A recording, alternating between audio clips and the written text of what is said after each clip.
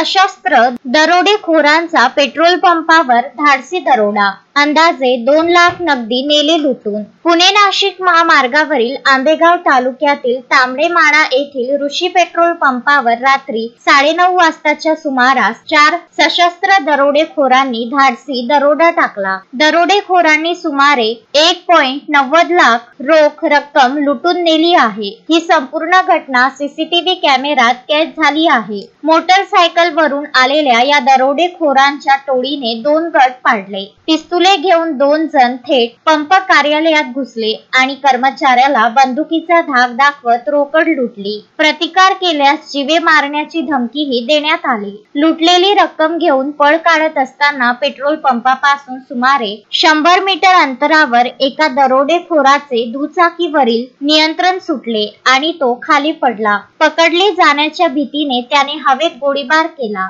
ज्यामुळे परिसरात मोठी दहशत पसरली। सुदैवाने यात कोणीही जखमी झाले नाही। गोळीबाराच्या आवाजाने लगेचच नागरिकांची गर्दी झाली। घटनेची माहिती मिळताच पुणे ग्रामीण पोलिसांनी तातडीने नाकेबंदी सुरू केली। आरोपींचा शोध घेण्यासाठी 5 विशेष पथके तैनात करण्यात आली आहेत। पोलिसांनी दिलेल्या माहितीनुसार दरोडेखोरांनी हा गुन्हा करण्यापूर्वी पंपाची बारकाईने टेहळणी करून योजना आखल्याचा पोलिसांचा कयास आहे। पोलिसांनी आरोपींचा शोध घेण्यासाठी तपास सुरू केला आहे।